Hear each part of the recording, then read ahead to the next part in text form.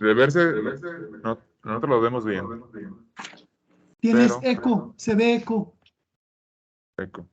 Bueno, bueno. Es como tenemos las bocinas.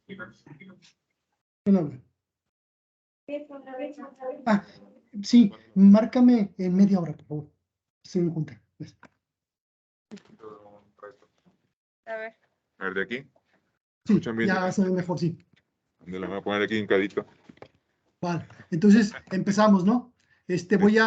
Voy a presentar al doctor Rosales y ya posteriormente pasa la moderación con los muchachos de la OSA, San Luis Potosí. Dice, bueno, muchas gracias, Carmelo. Es un honor tenerte de nuevo, al menos virtualmente. El doctor Carmelo Rosales Guzmán es investigador titular A del CIO. Un breve resumen de su carrera es estudió física en la universidad, en la UNAM, en donde surgió su curiosidad por la óptica. Esta curiosidad lo llevó al INAOE a cursar la maestría en óptica. Durante ese periodo realizó una estancia de investigación con el grupo de pinzas ópticas con el profesor Kishan Dolakia en St. Andrews, Escocia, y fue ahí donde nació su interés por la luz estructurada. En el 2011 obtuvo una beca para realizar un doctorado en el ICFO en Barcelona.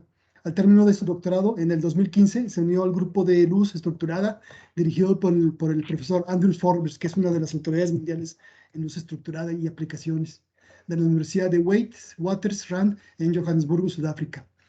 Del 2018 al 2019 fue profesor asociado a la Universidad de Ciencia y Tecnología en Harbin, en China, y desde mayo de 2020 es investigador titular del Centro de Investigaciones en Óptica en León, Guanajuato. Su interés como investigador está centrado en los haces estructurados, su generación, caracterización y aplicaciones, en donde ha publicado más de 50 artículos de investigación que incluyen un libro sobre la generación de haces estructurados y algunos artículos de revisión. Carmelo formó parte del panel de editores de la revista Journal of Optics y Frontiers in Physics. Muchas gracias, Carmelo, y la pantalla es tuya. Muchísimas gracias, Raúl. Muchas gracias por la invitación. Es un honor estar otra vez, como te dices, aunque sea de forma virtual. La vez que estuve ahí, de eso ya pasaron 5 años y me encantó San Luis. Hoy les quiero hablar un poquito acerca de esto que titulé hacia un nuevo tipo de haces ópticos con mayor resistencia a las perturbaciones ópticas, aunque en realidad pues no son tan nuevos. Se empezaron a generar pues, por allá de los finales de los 70, principios de los 70, perdón, pero en la actualidad han tomado gran relevancia, en parte debido a que han surgido varias aplicaciones utilizando estos haces, y además porque hoy contamos con la tecnología que quizás hace años no teníamos para generarlos, entonces es mucho más fácil generarlos en laboratorios, sobre todo de óptica. Les cuento rapidísimo lo que ya les contó, lo que ya les leía Raúl. Yo hice la carrera de física en la UNAM. Esto fue por allá, terminé por allá de 2007, ya hace bastantes años. Y después me fui al INAO, donde hice una maestría en óptica, el Instituto Nacional de Astrofísica, Óptica y Electrónica. Y al término de esta me fui a Barcelona, al ICFO, al Instituto de Ciencias Fotónicas, que por aquellos años, en 2010, todavía no era el instituto que es hoy en día, con reconocimiento pues, internacional, uno de los mejores en Europa. Estuve ahí 5 años cursando el doctorado y después me fui a Sudáfrica, a la Universidad de Witwatersrand, con pues, una de las autoridades precisamente en luz estructurada, el profesor Andrew Forbes. Ahí estuve 3 años haciendo un postdoc. Y después me fui a China, más específicamente a Harbin, a la Universidad de Ciencia y Tecnología de Harbin, en donde pues ya estaba contratado como profesor e investigador de tiempo completo. Estuve algunos años hasta que nos llegó la pandemia y afortunadamente estaba en México cuando empezó la pandemia y pues pude aplicar a la plaza que se abrió en ese momento para el área de polarización o polarimetría, que es un poquito también lo que hago. Hoy les quiero hablar, como les decía, acerca de estos haces que pues, como ya verán, como ya les contaré, pues tienen mayor resistencia a las perturbaciones ópticas. Un artículo que salió publicado precisamente este año en la revista Nature Photonics. Déjenme primero, para que quede todo pues, más o menos claro, les voy a contar un poquito acerca de cómo generar estos haces, tanto de forma teórica como de forma ya experimental. Y después les cuento qué son, cómo los generamos, digamos, teóricamente, qué son estos haces. Y ya para finalizar, les voy a hablar un poquito acerca de pues, por qué o cómo sabemos que son más resistentes a las perturbaciones ópticas. Como quizá ya saben, el láser, para mí, ha sido uno de los grandes inventos del siglo pasado. Se inventó por allá en los 60. Primero fue un láser pulsado, a cargo de Theodor Maiman, y después se inventó un láser continuo, que son los que pues, utilizamos mucho en la actualidad. Esto en los 60. Y a partir de su invención, se generaron un sinnúmero de aplicaciones a todas las áreas que ustedes quizá ni se imaginan. Por supuesto, las más conocidas en cirugías, en el área de la medicina, también en la manufactura, para cortar, para marcar, para soldar, de todo tipo, metales, tela, de todo tipo. Y por supuesto, una de las más importantes a las comunicaciones ópticas, no se saben, pero el mundo entero está conectado por fibra óptica, en donde pues viaja la información en forma de luz. Y por supuesto también hay un gran número de aplicaciones a la metrología óptica. Esta imagen que está aquí, pues, no está precisamente, pero hace algunos años se dio a conocer precisamente utilizando estas técnicas que había gran parte de ruinas mayas que aún no se han descubierto, que están enterradas en la selva, pero que con estas tecnologías pues se dieron a conocer. Entonces hay muchísimas aplicaciones más. Casi todas ellas utilizan un haz gaussiano. Estos haces, láseres más bien, que pues ahora ya todo el mundo puede comprar, ¿no? Por 100, 200 pesos, pues ya puede tener acceso a estos láseres. Estos láseres son del tipo gaussiano. Si uno ve la forma del haz, pues es un punto brillante en el centro, cuya intensidad decae en los extremos. Si pudiéramos ver su propagación o su perfil en 3 dimensiones, pues veríamos algo similar a esto que está aquí, ¿no? Lo que les decía, un punto de máxima intensidad y después menos intensidad en los extremos. La forma de estos haces, pues, es la forma gaussiana y por eso se les conoce como haces gaussianos. Entonces, casi todas las aplicaciones están basadas en este tipo de láseres. Sin embargo, este es solamente un ejemplo de toda la cantidad de haces que podemos generar. Estos son algunos ejemplos. En realidad podemos generar una infinidad de modos. Nosotros llamamos modos estructurados. Bueno, pero en realidad solamente estamos interesados en algunos de estos, aquellos que son solución a la ecuación de onda. Por ejemplo, en coordenadas cartesianas están los haces Hermite-Gauss y existe una infinidad de haces Hermite-Gauss, literalmente es un número infinito de haces Hermite-Gauss. En coordenadas cilíndricas están los haces Laguerre-Gauss, que también existe un número infinito de haces Laguerre-Gauss. En coordenadas elípticas están los haces Mathieu-Gauss, también están los haces Ince-Gauss. En coordenadas parabólicas también hay otro número infinito de haces, que son los haces parabólicos gaussianos. Y cada uno de ellos forman un conjunto infinito y ortogonal. Eso es súper importante. Primero, que sean ortogonales quiere decir que el producto interno de dos de ellos, que estoy representando aquí con dibujos para que quede un poquito más claro, el producto interno de ellos va a ser 0 si los haces son diferentes, como se ve acá abajo en la integral, y va a ser 1 si es el mismo haz.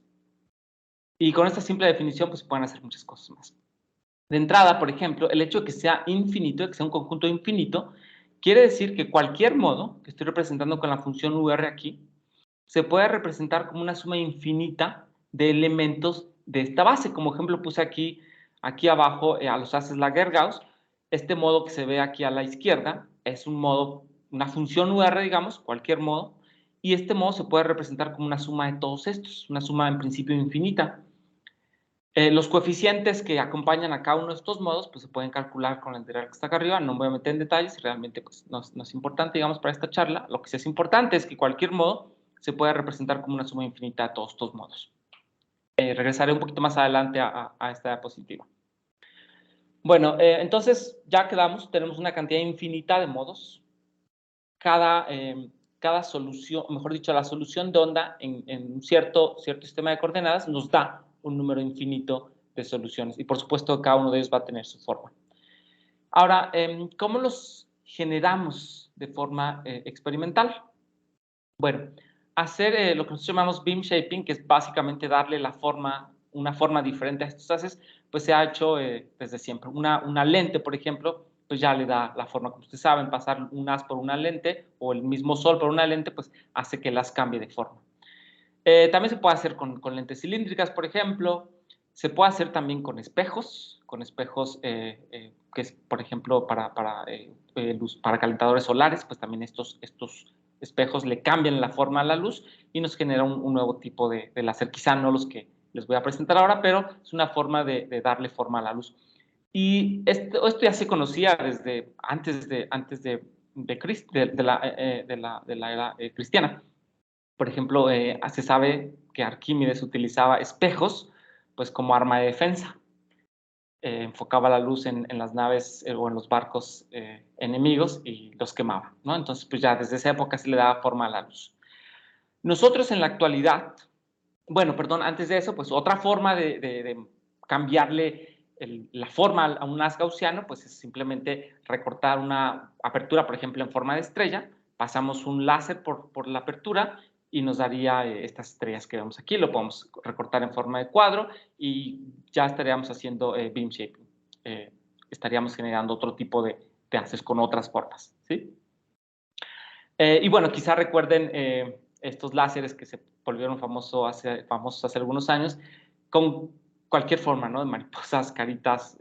Uno cambiaba, recuerdo que uno podía cambiar fácilmente la forma de los haces, pues simplemente girando la perilla del láser o algo así, ¿no? Y se podría obtener casi cualquier forma de haz. Bueno, lo que nosotros hacemos es un poquito más científico y mucho más útil, digamos, por decirlo de alguna forma. Utilizamos en la actualidad dispositivos que son controlados por computadora. Tenemos en esencia de dos tipos, los que llamamos moduladores espaciales de luz, SLM por sus siglas en inglés, y los que llamamos dispositivos digitales de microespejos, DMD por sus siglas en inglés. Hay muchas diferencias entre estos dos tipos de dispositivos. De entrada, el precio. Los que están a la izquierda, los SLM, cuestan cerca de $500,000 de pesos, $20,000, mientras que los que están a la derecha, los DMDs, cuestan un orden de magnitud menos, $2,000, y uno puede adquirir un buen aparato de estos. La diferencia también que existe entre ellos es que los primeros, los SLM, están hechos utilizando más bien la tecnología de cristal líquido, mientras que los segundos están hechos a base de dispositivos, de microespejos que tienen el orden de 8 micras por lado cada microespejo, e incluso más pequeños. Les cuento un poquito así súper rápido acerca de los SLMs. La tecnología en realidad existe, y quizá ustedes no lo sabían, me imagino que sí, muchos de ustedes ya lo sabían. Los espejos y las calculadoras precisamente utilizan cristales líquidos, ya lo utilizaban. No se había inventado un dispositivo de SLM en esa época, pero ya existía la tecnología. En la actualidad también se encuentra en todos los televisores LCD, pero nosotros la utilizamos en estos dispositivos que le llamamos SLM, ¿sí? Entonces, aquí lo que se alcanza a ver es precisamente la pantalla de este dispositivo. Es pequeñísima, unos 10 por 15 milímetros, yo creo, es pequeñísima. Y en la pantalla grabamos un holograma, más que grabar, perdón, en la pantalla desplegamos un holograma. ¿Cómo generamos estos hologramas? Es muy sencillo, generamos imágenes y estos dispositivos están conectados a la computadora como si fuera un proyector.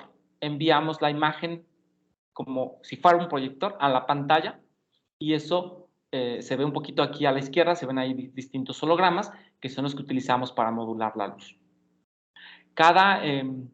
La pantalla de los SLMs contiene alrededor de 2 millones de píxeles y cada píxel es controlado de forma independiente uno a uno y por eso son tan caros, pues porque poder controlar cada píxel pues no es tan sencillo. Nosotros como usuarios no tenemos que hacerlo. Los fabricantes pues ya se encargan de que nosotros simplemente pongamos una imagen en la pantalla y podamos generar lo que queramos. Les decía, el tamaño de estos píxeles anda alrededor de 8 micras, más o menos, y solo para que comparen, el grosor de un cabello es de 65 micras, entonces cada píxel es 8 veces más pequeño que el grosor de un cabello. Y entonces, cada píxel, aquí se ve más o menos el esquema que compone a los píxeles. No voy a entrar en detalles, no es necesario. Lo que sí es importante es que en cada píxel hay moléculas. Estas moléculas se pueden controlar con un voltaje y les decía una a una. Cada píxel se puede controlar uno a uno. De tal forma que, pues, dependiendo del voltaje va a ser la inclinación de las moléculas y dependiendo de esa inclinación, pues la luz va a haber un índice de refracción diferente y eso va a ocasionar que la luz se desfase, ¿sí? Entonces eso es píxel a píxel. O sea, píxel a píxel estamos controlando su fase, ¿sí? Que hay un ejemplo para que más o menos sea una idea. Entonces, aquí hay un arreglo de 3x3 píxeles y entonces lo que les decía, en cada píxel vamos cambiándole la fase a la luz y eso hace que como resultado podamos obtener pues cualquier haz. Aquí les puse un ejemplo, esto es un haz Laguerre-Gauss en forma de dona que pues han tomado gran relevancia en los últimos años. Bueno, eso en cuanto a los SLMs. En cuanto a los DMDs, estos son el componente principal de todos los proyectores. El proyector que ahora están viendo ustedes, pues contiene precisamente adentro un DMD. Aquí se puede ver abajo que justo atrás de toda la óptica que tiene el DMD, pues está la pantalla, ¿sí? Entonces, lo que hacemos en esencia es comprar uno de estos dispositivos. Obviamente, pues hay que pagar por el software, etcétera, para poderlos controlar, entonces eso pues eleva su precio un poquito, pero también existen varios investigadores que están intentando pues directamente abrir un DMD, un proyector y sacar el DMD para hacer modulación de luz. Bueno, entonces lo que hacemos es quitarle toda la óptica a estos proyectores. Les decía, esto es un proyector.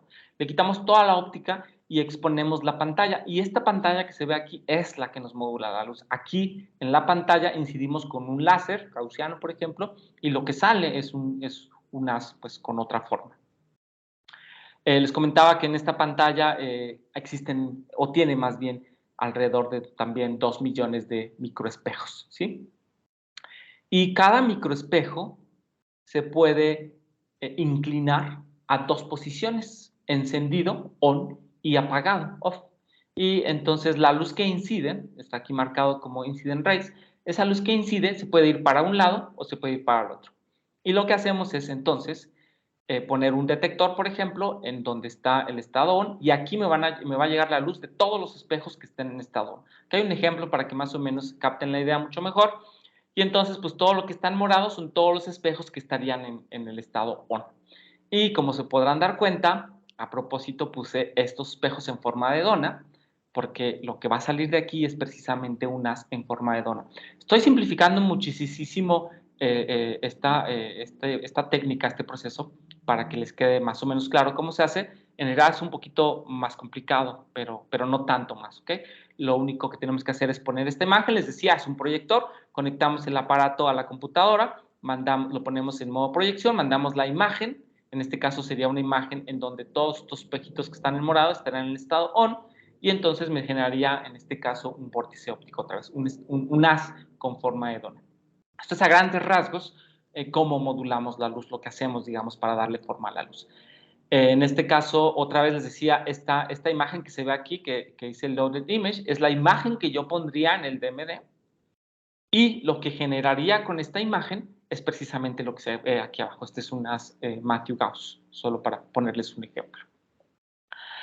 Bueno, si tienen un poquito más de interés en cómo funciona todo esto, digamos, hace poquito escribimos un tutorial.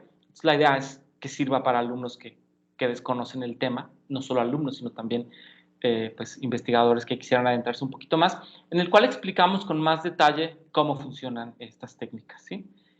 Por ahí está, este artículo me parece que es gratuito, y si no, pues yo se los puedo enviar, me mandan un correo y se los puedo enviar. Bueno, entonces déjenme explicarles ahora sí qué son los modos que son más resistentes a las perturbaciones, ¿ok? Los famosísimos haces vectoriales de los cuales ahora les voy a hablar. Hasta aquí solamente les he platicado cómo se modula la forma de los haces que ven acá arriba. Sin embargo, también se puede modular su polarización, ¿sí? Y les decía, la cantidad de modos espaciales que podemos generar es infinita, ¿eh? Es literalmente infinita. Cada coordenada, cada conjunto de haces en un sistema de coordenadas dado me genera un conjunto infinito. Entonces aquí tengo 4 infinitos, o sea, es infinito el número de haces. Y hay muchos más. Se sabe que la ecuación de ondas se puede resolver en 11 sistemas de coordenadas, o sea que hay pues muchísimos haces. Y les decía, la luz también se puede modular en polarización, ¿sí? Puedo darle a la luz una polarización circular, puedo darle polarización lineal, polarización elíptica, etc. Es otro grado de libertad, digamos, que podemos controlar en la luz. Entonces, aquí les estoy mostrando 2 grados de libertad que podemos controlar. La forma espacial de las, como ya les había contado, y la polarización. No me voy a meter a detalle en cómo se modula la polarización, pero existen elementos ópticos que lo pueden hacer, placas restauradoras de fase, por ejemplo, polarizadores lineales, etc. Entonces, lo importante es que tenemos 2 grados de libertad. ¿Cómo generamos los haces vectoriales? Precisamente utilizando una superposición no separable de estos 2 grados de libertad. La polarización por un lado y la estructura de las o modo espacial de la luz, ¿sí?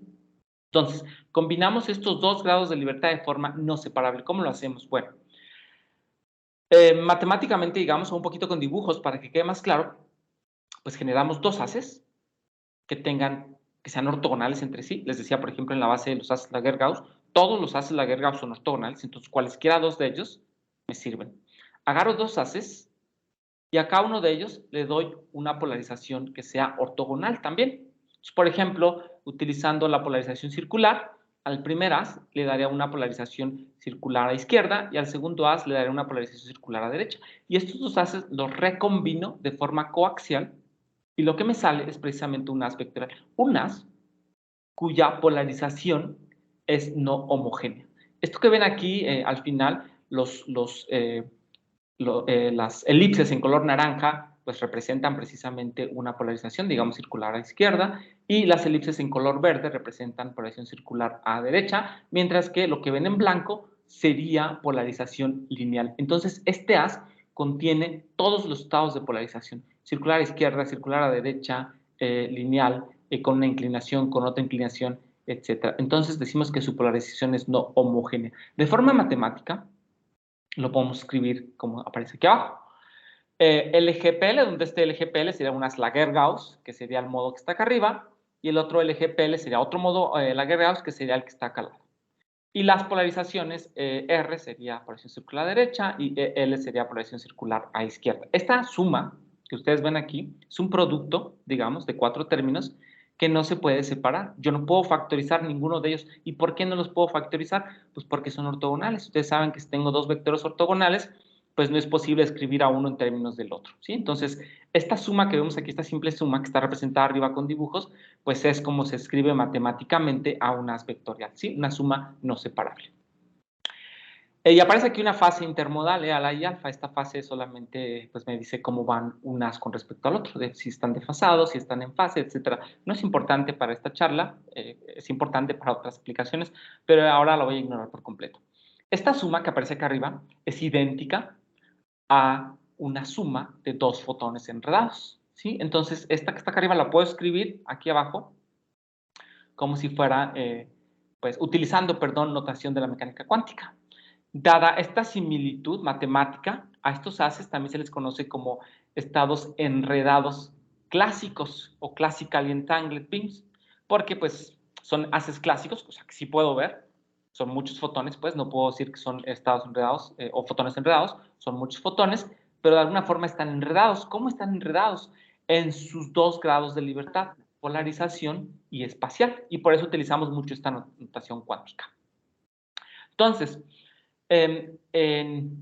puedo clasificar ahora sí a la luz o a los haces estructurados en 2, en estados escalares y en estados vectoriales. Los escalares serían aquellos que tengan una polarización, una sola polarización, y los que trabajamos en óptica, pues podemos darnos cuenta que estos son los haces que se pueden obtener inmediatamente de un láser, ¿no? Casi todos los láseres vienen linealmente polarizados, o algunos vendrán circularmente polarizados, pero todos ellos tendrán polarización homogénea, es decir, no importa en qué región del espacio, en qué región del plano, vea, la luz va a ser, en este ejemplo que tengo aquí, circular a derecha, en todo el plano, en cualquier punto que yo vea. En cambio, y entonces se dice que tienen polarización homogénea y se les conoce también como haces escalares. En cambio, los haces que aparecen, el haz o el ejemplo que aparece aquí a la derecha, es un haz, como ya les había mencionado, cuya polarización es no homogénea. Se dan cuenta, dependiendo de qué punto esté viendo, pues tengo una polarización o tengo otra. Tengo todos los estados de polarización en este ejemplo. Y se les conoce como estados haces vectoriales, haces no separables, haces clásicamente enredados, tienen varios nombres, ¿sí? Y su característica principal es que que tienen una polarización no homogénea. Y hay un factor más del cual no les había hablado, este factor teta. Si se dan cuenta, este factor teta lo puedo variar entre 0 y pi sobre 2. Si se dan cuenta, cuando teta vale 0, la segunda parte desaparece, ¿sí? Porque sería el seno de 0. Y me quedaría solamente un haz con polarización circular derecha, precisamente el ejemplo que está acá abajo, o sea, un haz escalar. Si teta es pi sobre 2, pues entonces el que desaparece es el primero y tendría un haz con polarización circular izquierda, el otro haz, ¿sí? Y por supuesto, cuando teta sea igual a pi sobre 4, entonces tendría un haz vectorial puro, pero puedo obtener haces vectoriales con cualquier grado de pureza. Grado de pureza en cuanto a qué tan acoplada está la polarización de la parte espacial, ¿sí? Esto se los voy a poner aquí un poquito, perdón, que ahora no puedo cambiar, ahí está. Esto se los puse aquí un poquito para que quede más claro. Entonces, aquí estoy variando teta entre 0 y 2pi, como se dan cuenta. Aquí puse en el eje vertical unos números que van de 0 a 1, ¿sí? Este número se conoce como Vector Quality Factor, más adelante les voy a hablar un poquito de ellos, voy a regresar a ellos, y esto me dice qué tan escalares o qué tan vectoriales son. Lo que les decía, el caso de teta igual a 0 o pi sobre 2, me da haces que son escalares, y a esos haces les asignamos un valor 0. Cuando teta es pi sobre 4, entonces tendríamos un haz vectorial puro, con máxima pureza, y entonces me daría un valor, le asignaríamos un valor de 1, sería acá arriba en esta gráfica, pero por supuesto puedo obtener, les decía, valores intermedios, ¿sí? Más adelante te regreso un poquito a esta gráfica. Y bueno, existe una forma de medir entonces, esto me proporciona más bien una forma de medir el grado de pureza de un haz vectorial, qué tan vectoriales o qué tan escalares. Cuando tengo un haz que esté por aquí en 0.5, pues entonces diría el haz pues no es puro, no es ni vectorial ni escalar, es ahí un estado intermedio que no está bien definido, ¿ok? Bueno, entonces, les decía, se pueden generar una infinidad de haces vectoriales en cualquier sistema de coordenadas, de hecho. Estos son algunos de los trabajos que hemos sacado en estos últimos años, en donde generamos haces vectoriales precisamente en los distintos sistemas coordenados, parabólicos, cartesianos, elípticos, etcétera, etcétera, cilíndricos, y hay muchos más trabajos que están ahora que estamos realizando en este momento, ¿sí? Pero bueno, existe un número infinito de haces vectoriales. Eso es lo que quisiera que se lleven con esta diapositiva. Bueno, déjenme entonces cambiar un poquito y explicarles cómo generamos estos haces vectoriales. Lo que les expliqué al principio es cómo los generamos, pero de forma escalar, no de forma vectorial. Déjenme les explico cómo se generan de forma vectorial. Resulta que ya en la actualidad contamos con muchas formas de generarlos, utilizando placas de cristal líquido que se conocen en el mundo de la luz estructurada como Q-plates, que pues me generan un haz vectorial solo por pasar por la placa, como si fuera una placa retardadora, por ejemplo, de lambda medios, que solo por pasar un haz por esa placa pues le cambia la polarización. Esto hacen también las placas de cristal líquido, me generan de un haz escalar un haz vectorial. No puedo entrar en detalles de cómo pasa, pero pues ya existen, y de hecho ya existen estos dispositivos de forma comercial. Y más reciente, esto es como por allá, se inventaron como en 2006 más o menos, y ya más recientemente, hace unos 5 años, en 2017 me parece, se inventaron otras placas hechas con nanoestructuras. Cada uno de estos elementos que ven aquí son estructuras que están en el orden de 400, 500 nanómetros. Y también hacen exactamente lo mismo que las que están acá arriba, solo que estas están hechas de material y las de arriba, les decía, están hechas de cristal líquido. Y la que nosotros utilizamos, que es la más flexible, es precisamente utilizando dispositivos DMD o dispositivos SLM, que pues tienen que utilizar, no hay de otra, interferómetros. ¿Ok? Entonces, no les voy a hablar de las dos que les mencioné al principio, pues porque no nos daría tiempo, aparte que no hay mucho más que explicar. Interferométricamente, lo que hacemos es entonces, básicamente lo que ya les había explicado al principio, generar dos haces, uno que tenga proyección circular izquierda, otro que tenga proyección circular derecha, ¿sí? Pero que tengan modos, o que lleven más bien modos ortogonales. Dos haces Laguerre-Gauss, por ejemplo, ¿sí? Entonces imagínense que acá arriba tengo unas Laguerre-Gauss y acá abajo tengo otras Laguerre-Gauss, ambos ortogonales, el de arriba con una proyección circular izquierda, el de abajo con una proyección circular a derecha.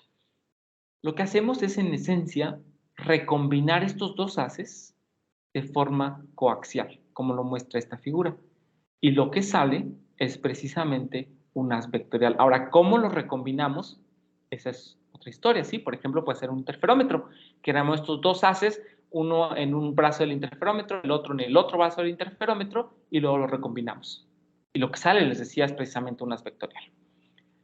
Más o menos, para que se den una idea un poquito más certera, digamos, intento explicarles. Este es un ejemplo de cómo se generan con moduladores espaciales de luz. El haz sale de acá arriba por un haz helio-neón láser, es un haz gaussiano con una polarización lineal, y luego lo convierto a una polarización diagonal, lo mando hacia abajo y pasa por un divisor de haz. El divisor de haz funciona solamente como un espejo que me refleja el haz hacia la derecha. Este dispositivo que está aquí, que se conoce como prisma de Wollaston, separa el haz por polarización en dos polarizaciones, la horizontal y la vertical, o sea, separa en dos haces, que es lo que queremos. Luego estos dos haces viajan al SLM y el SLM, la pantalla del modulador espacial de luz, la divido digitalmente en dos, de tal forma que pueda controlar cada una de las dos mitades de forma independiente. Y así, a la mitad de arriba le doy una forma, un haz Laguerre-Gauss, y a la mitad de abajo le doy otra forma, pues que sea ortogonal de arriba. Y estos dos haces, ya una vez que les di la forma, regresan por el mismo camino óptico, pero con polarizaciones ortogonales, y el mismo prisma de Wollaston los recombina otra vez, y lo que sale después en el PBS, el haz que continúa derecho, pues es precisamente un haz vectorial. Esto también se ha hecho con DMDs. Este es un ejemplo de un haz vectorial en tiempo real, cómo estamos cambiando la pantalla del DMD para ir modificando sus propiedades. Y aquí en esencia pues funciona de la misma forma. Aquí incidimos con dos haces en el DMD, otra vez, y el DMD pues ya me genera un haz vectorial. ¿Sí? No, otra vez pues no puedo meterme en tantos detalles. Ahora les muestro algunos artículos donde están todos los detalles de cómo se generan estos haces.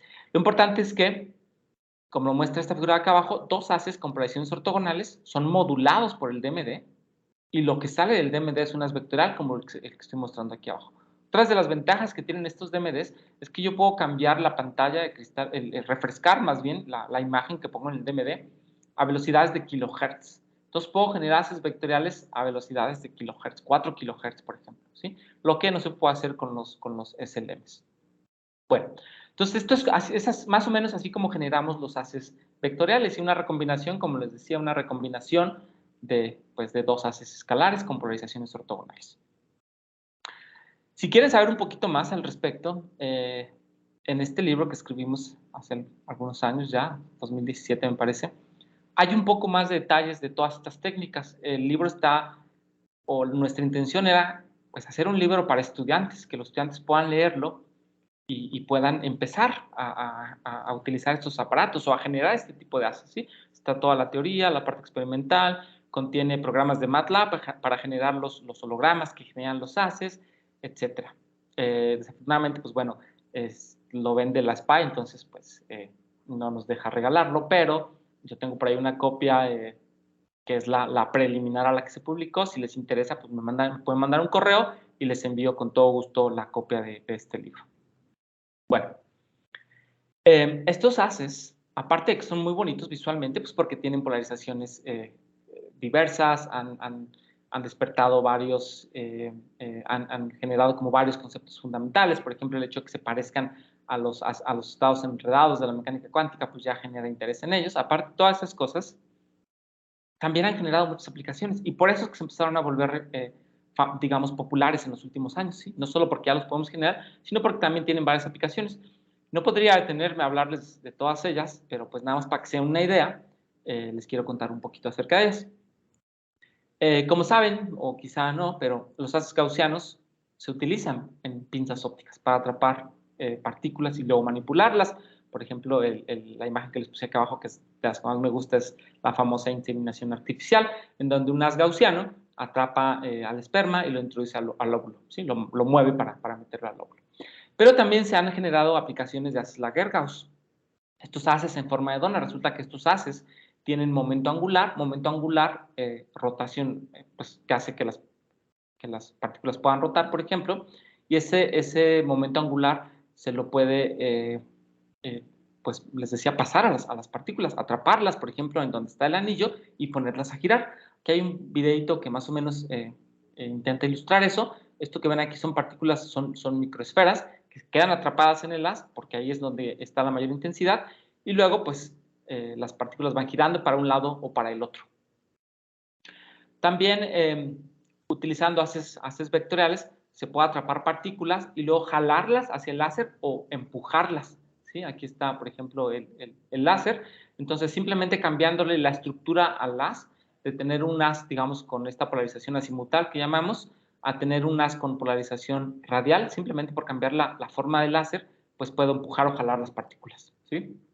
Bueno, pero también se han hecho aplicaciones en microscopía de alta resolución. ¿Por qué? Pues porque resulta que la microscopía convencional tiene un límite. No podemos ver más allá de la mitad de la longitud de onda. Si estamos iluminando, por ejemplo, una muestra con un haz, digamos, verde, 532, la máxima resolución que podría alcanzar es, digamos, de 250 nanómetros, 260 nanómetros. No podría haber estructuras más finas de 200 nanómetros con estos microscopios convencionales.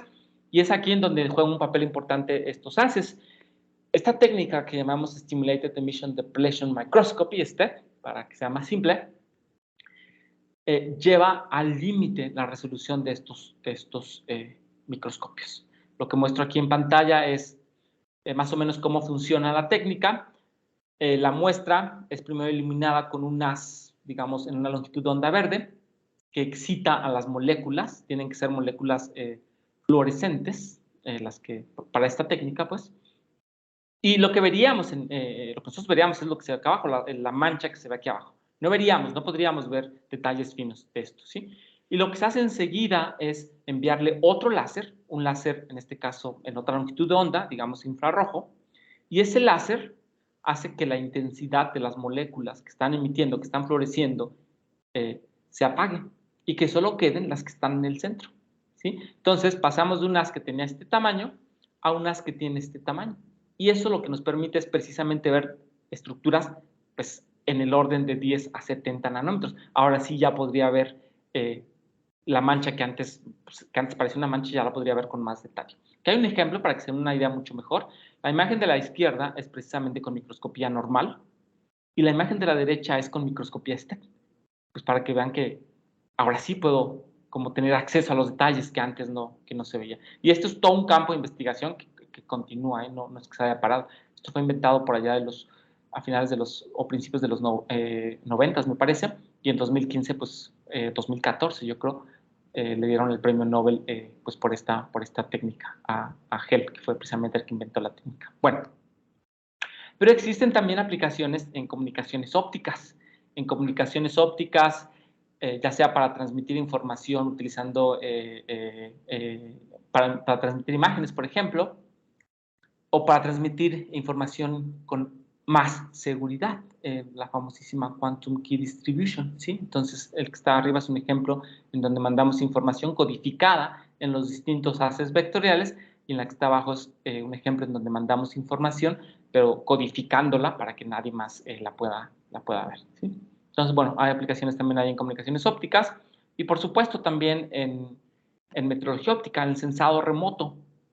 Aquí muestro 3 ejemplos de lo que se ha hecho. Entonces, estos haces pueden detectar partículas que estén pasando por ahí, ¿sí? Entonces, aquí lo que se ve arriba en B, por ejemplo, en figura B, es una partícula que está pasando por este láser, y yo puedo detectar a qué velocidad está pasando y en qué momento está pasando. Puedo también medir partículas que se están moviendo en 3 dimensiones. Por ejemplo, aquí en esta partícula que se está moviendo en forma de hélice, Sabemos que pues, su velocidad está compuesta por dos, una angular y otra longitudinal, y entonces pues, estos haces pueden detectar ambas velocidades simultáneamente, ¿sí? Lo que no se podría hacer antes. Y también se pueden utilizar para medir la vorticidad en fluidos, ¿sí? Que es el ejemplo que está acá abajo. No voy a entrar en más detalles. Si quieren saber un poquito más acerca de todas las aplicaciones que tienen estos haces, hace poquito escribimos dos artículos de review. Uno es del año pasado, me parece, y el otro es de este año. El primero es precisamente sobre todas las aplicaciones que estos haces pueden tener y sus analogías con la mecánica cuántica. Por eso lo titulamos Estados no separables, From Quantum to Classical. Y el que está a la izquierda es un review sobre pinzas ópticas, cómo estos haces se utilizan y se siguen utilizando para manipular partículas. Y bueno, ya para terminar, esto pues fue así súper breve para darles una idea súper general. Por supuesto que hay muchos más detalles que no les estoy contando. Solo quería que se queden con la idea de que pues, es un campo es fascinante y hay muchas cosas por hacer todavía. Déjenme hablarles ahora sí de lo que quería contarles. ¿Por qué estos haces son más resistentes o por qué los haces vectoriales son más resistentes a la turbulencia atmosférica? De entrada, resulta que cualquier haz que se esté propagando, por ejemplo, en el espacio libre, aquí en la atmósfera, en un día lluvioso, digamos, por ejemplo, o simplemente que esté atravesando neblina, se degrada, pierde sus propiedades. La atmósfera hace que sus propiedades cambien. Y lo que originalmente se vería como este punto que se ve aquí a la derecha en la figura A, terminaría viéndose como el que se ve en la figura B, ¿sí? O sea, perdería por completo su forma. Lo que quisiéramos, sobre todo para las aplicaciones, es recuperar el haz o ver un haz como el que se ve en la figura C. Y existen técnicas para hacer eso. Pero de lo que quiero contarles es precisamente que estos haces resisten más estos cambios de la atmósfera, solo por ser vectoriales, ¿sí?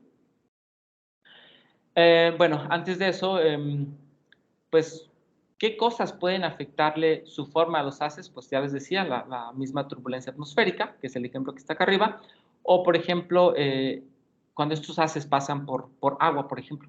Aquí se ve un ejemplo como en propagación, pues van perdiendo su forma hasta que ya no veríamos nada. Aquí hay 4 ejemplos, un haz gaussiano, y luego estos haces de los que les estoy hablando. Todos estos son haces escalares, es decir, la polarización todavía no entra en juego para nada en esto, ¿sí? Bueno, ¿y cómo afectará la turbulencia o cómo afecta que el haz se degrade? Pues en esencia, si yo quiero mandar, por ejemplo, en comunicaciones ópticas, quiero mandar una imagen, la codifico aquí a la entrada y después de pasar por turbulencia, pues lo que vería es una imagen pues con baja calidad, ¿sí? Ya no alcanzaría a distinguir todos los detalles de la imagen. Y eso es precisamente porque el haz pues ya perdió sus propiedades al propagarse en turbulencia, ¿sí? Bueno, entonces la pregunta que surge es, ¿será que los haces vectoriales son más robustos a la turbulencia? ¿Y por qué se ha hecho esa pregunta? Pues porque resulta que la polarización no se ve afectada por la turbulencia. Sí la forma del haz, pero no la polarización.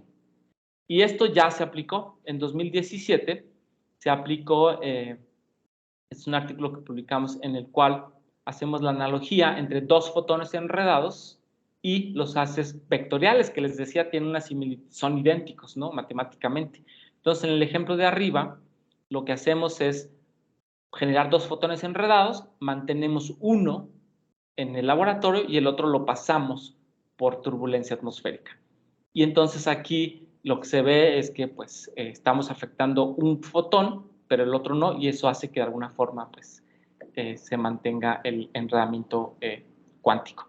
La analogía con estos haces vectoriales es pasar todo el haz vectorial por turbulencia, pero dado que la polarización no se ve afectada por la turbulencia, solo estaríamos afectando un grado de libertad, el espacial, entonces estaremos haciendo casi lo mismo que hicimos arriba, en donde solamente arriba es solo un fotón, aquí es solo un grado de libertad y que estamos modificando, y el otro pues se mantiene intacto, ¿sí?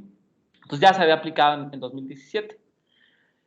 Entonces, ¿por qué decía por qué se creía o por qué se cree que son más resistentes a la turbulencia. Resulta que como estos haces, y como ya lo sabíamos, están enredados de forma no separable, ¿sí? El grado de libertad espacial y la polarización están acoplados de forma no separable, pues entonces se creía que tenían que ser más robustos a la turbulencia atmosférica. Ese acoplamiento entre los dos grados de libertad, que es no separable, insisto, es el que se creía tendría que darles esa robustez a las perturbaciones ópticas, ¿sí?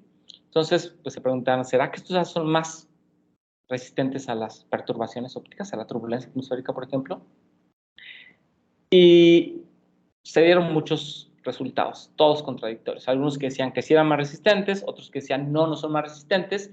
Y este debate duró algunos años, desde 2009-10, que son los primeros artículos, hasta 2022, en donde demostramos precisamente que sí son más robustos. ¿Y cuál es la idea detrás o cómo es que supimos que realmente sí son más turbulentos? Bueno, les cuento más o menos de qué se trata. Esta diapositiva se las había mostrado hace rato. Resulta que cualquier campo eléctrico, les decía, se puede descomponer en la superposición de muchos haces. Y les mostraba este ejemplo.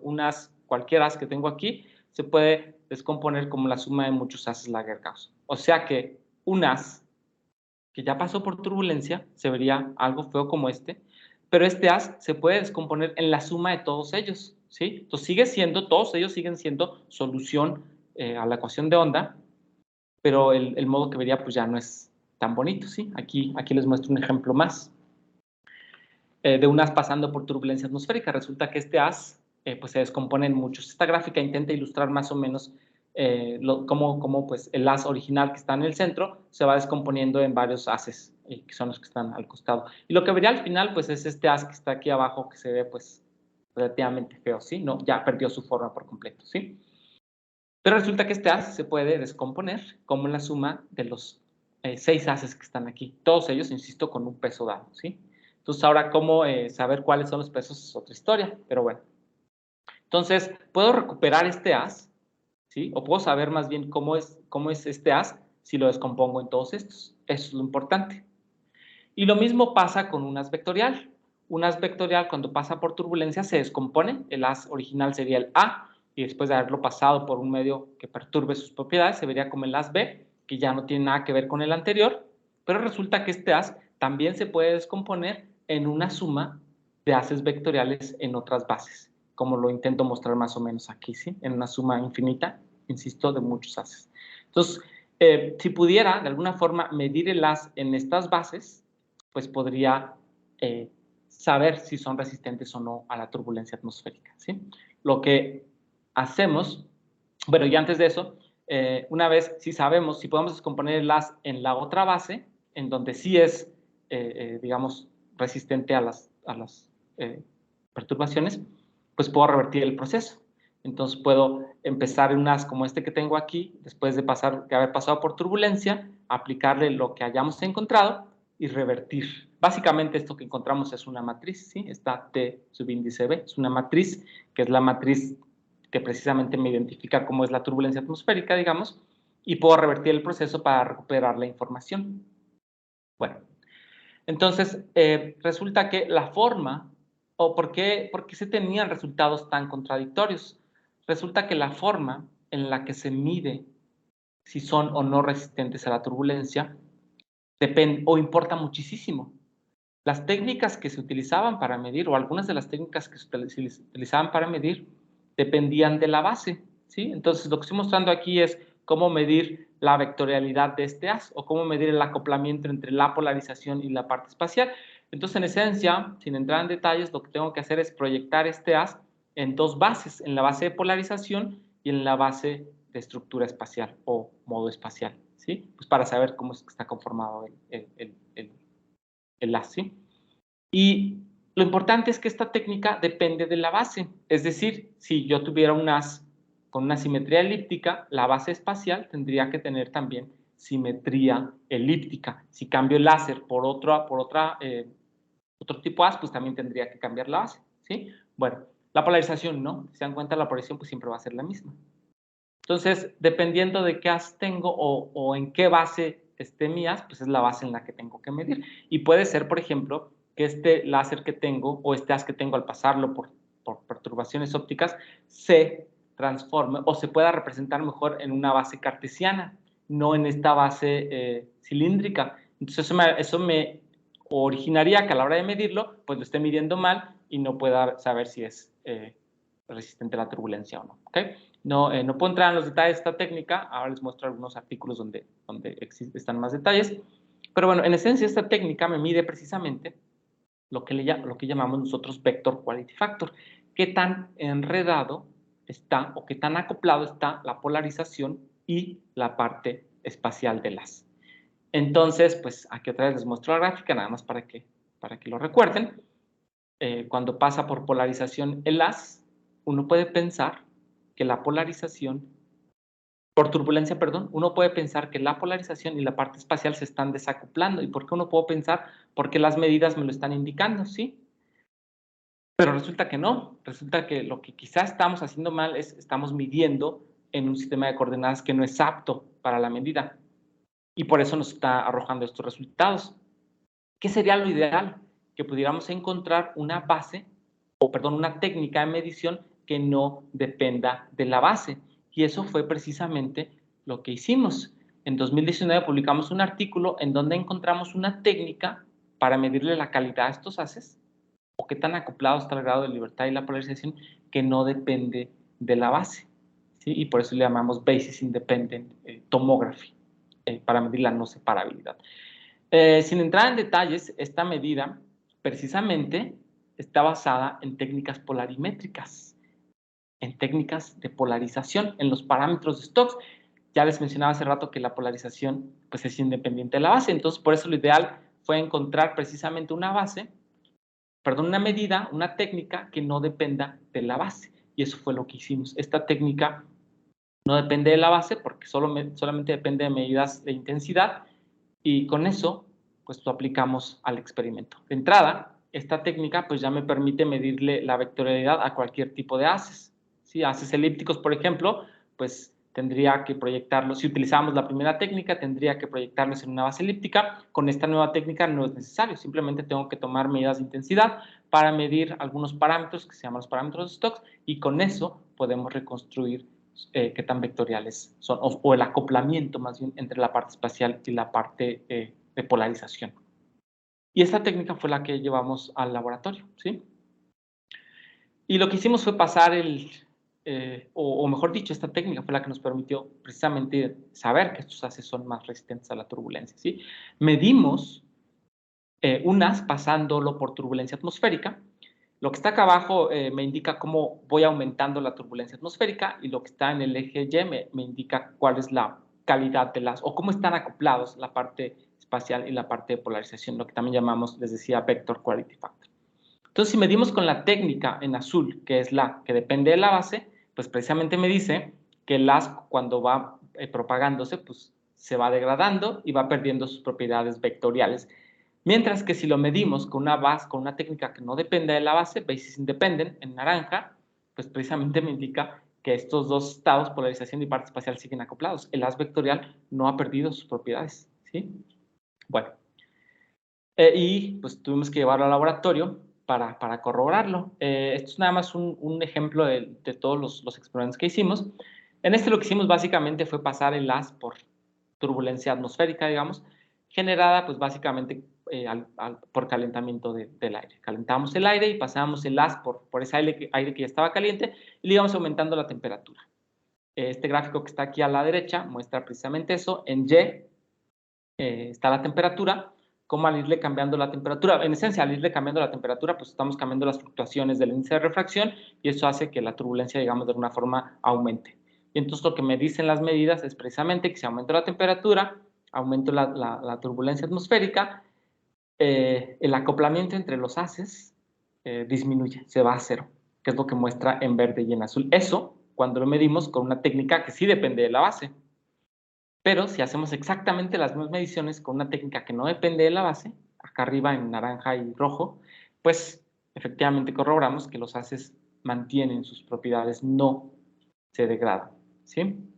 Me gustaría darles un poco más de detalles al respecto, pero pues bueno, yo sé que es muy poco tiempo para muchas cosas. Esto lo publicamos este año. Si quieren saber un poco más al respecto, pues pueden leer el artículo, pero por supuesto, pues también pueden mandarme un correo y pues podemos platicar y darles un poco más detalles al respecto. Ya para terminar, pues me gustaría decirles que tengo proyectos, tanto para estudiantes como para postdoctorados. Proyectos no solo para estudiantes de maestría o doctorado, sino también para estudiantes de carrera, que estén en los últimos años de carrera, ¿sí?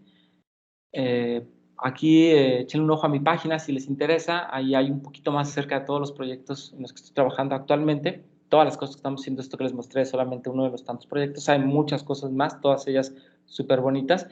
Y si les interesa, pues aquí, bueno, acá abajo está mi página personal para que le echen un ojo.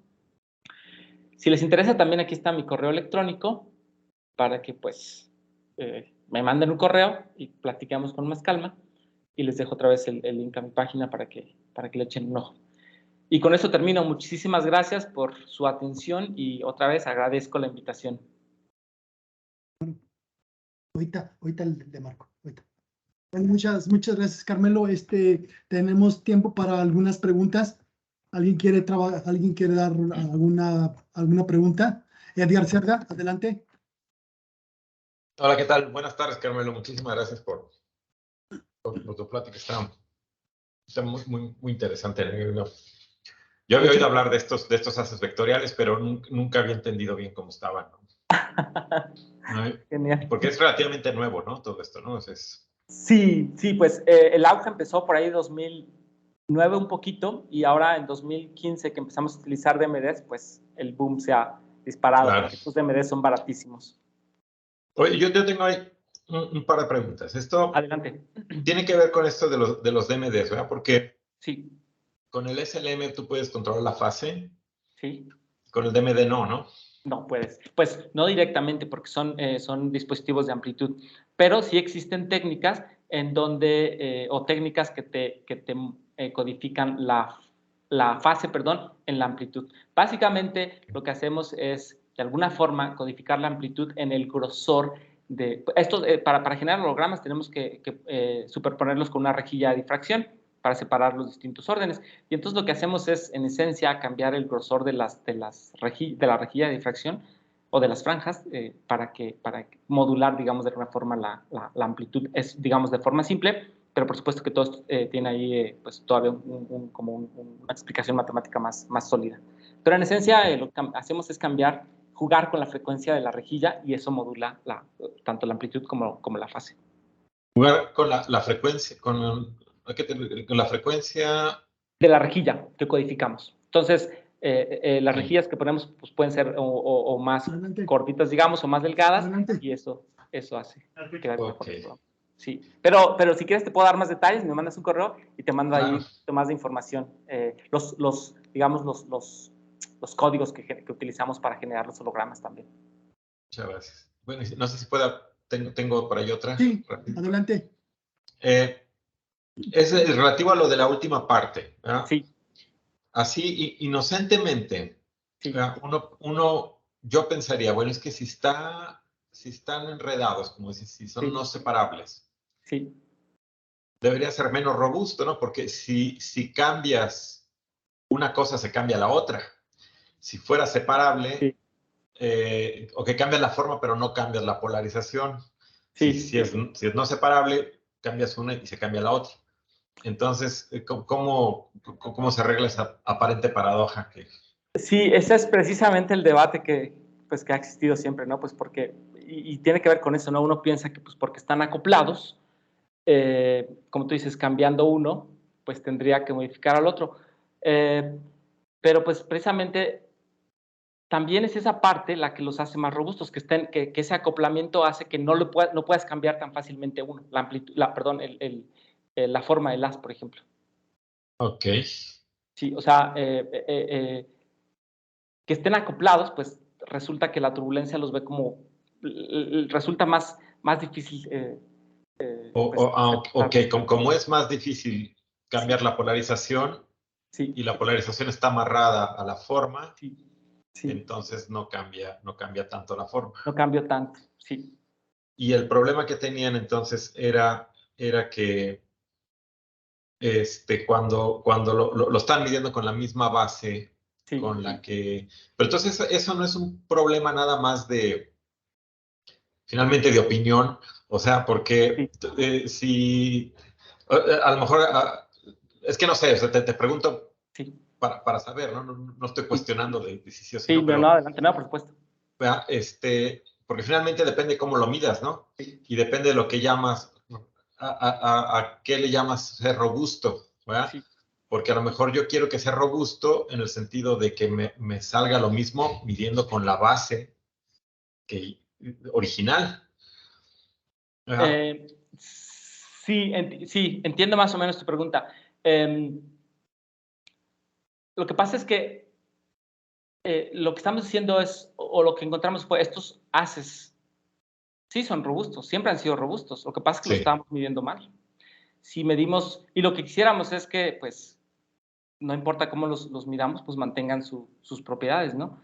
Y entonces, pues, por eso es que quisiéramos una técnica que no dependa de cómo los mide el usuario, sino una técnica que sea independiente al usuario, ¿no? Que ellos digan, Es que, o sea, a lo mejor la pregunta es, bueno, si yo como usuario, mi definición de que sea robusto sí, es de que si yo lo mido con la base que yo lo medí al inicio, al final me dé algo similar, entonces, y no me da, ¿verdad? sí, porque ya se deformó, ya cambió la base. sí. O más bien, ¿cómo le puedo sacar yo provecho a esa nueva definición de que es robusto? ¿Me entiendes? ¿Cómo te regresas a la información original, pues, ¿no? O si puedes reconstruir el as como estaba originalmente. Digamos, por supuesto, sí, pues todas las medidas o muchas de las medidas que se hacían dependían de la base y pues todo el mundo decía no son más robustos, ¿no? Entonces, pues Sí. hay que cambiar los haces, ¿no? Pero una vez que sabes que son más robustos, digamos, con una técnica independiente, el siguiente paso es precisamente poder revertir el efecto de la turbulencia, encontrar cuáles son las condiciones para poder regresar al as original, ¿no? Y entonces lo que se puede hacer es reconstruir lo que llamamos la matriz del sistema que deformó al as y aplicarle al as que tenemos la inversa, la matriz inversa, pues, la matriz del sistema inversa y recuperar la información. Una vez que ya sabes que sí son resistentes a la turbulencia. Que no se perdió información, ¿no? Que toda la información está ahí. Exactamente. Y entonces, en este artículo también ahí hay un poquito de explicación al final, en donde precisamente para casos sencillos, obviamente no está así de sencillo como lo estoy planteando, hay mucha matemática detrás, pero para casos sencillos, por ejemplo, pues sí se puede reconstruir la matriz del sistema y recuperar la información original. Ok, perfecto. Sí. Bueno, muchísimas gracias y muchas felicidades. Gracias, gracias. Gracias. Yareli, ¿alguna pregunta? Hola, soy yo. Soy Ok. Andrés. Adelante. Primero, una disculpa por las pequeñas controversias que tuvimos al principio, pero preguntarle acerca de las dimensiones de porque es un problema que viaja a través del medio. ¿Existe alguna manera de confinarlo en algún tipo de fibra óptica, en algún tipo de sistema que permite que las viaje más distancia? Si se pueden confinar estos haces o se pueden enviar por fibra óptica es la pregunta, ¿verdad? Sí, también depende del tamaño de las... Sí, bueno, eso es como otra línea de investigación completamente diferente y se están inventando un montonal de nuevas fibras ópticas que permitan que los haces vectoriales se propaguen sin degradarse. Por supuesto que se van a degradar, pero pues, bueno, hay toda una línea de investigación. Lo que pasa es que en algunas aplicaciones, pues no necesariamente tenemos o podemos utilizar fibra óptica. Y de hecho, pues también resulta que estos haces también se degradan al paso por una fibra óptica. Entonces, quisiéramos revertir todos sus efectos. Entonces, se pueden utilizar tanto para fibra óptica como para el espacio libre, digamos, ¿no? Y hay un gran interés, un fuerte interés en estos haces, pues para donde no se puede, digamos, colocar fibra óptica. Imagínate en comunicaciones ópticas que quieres enviar información, no sé, de un extremo, de un canal al otro extremo, ¿no? En el cual pues no puedes meter fibra óptica por ningún motivo, ¿no? Un río, digamos, ¿no? Entonces lo que se intenta pues son sistemas híbridos en donde puedas llegar hasta un extremo del río con fibra óptica y después convertirlo en espacio libre y del otro lado otra vez meter fibra óptica. Entonces, pues también hay un interés fuerte, digamos, en esa dirección.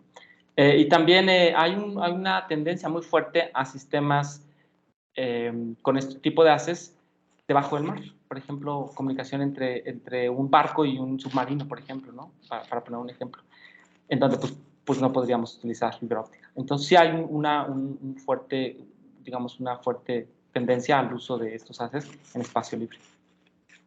¿Más o menos responde a tu pregunta? Sí, no, sí, está bien. Muchas gracias. Perfecto. Felicidades. Gracias. Carmelo, ya ves que están las fuentes supercontinuas.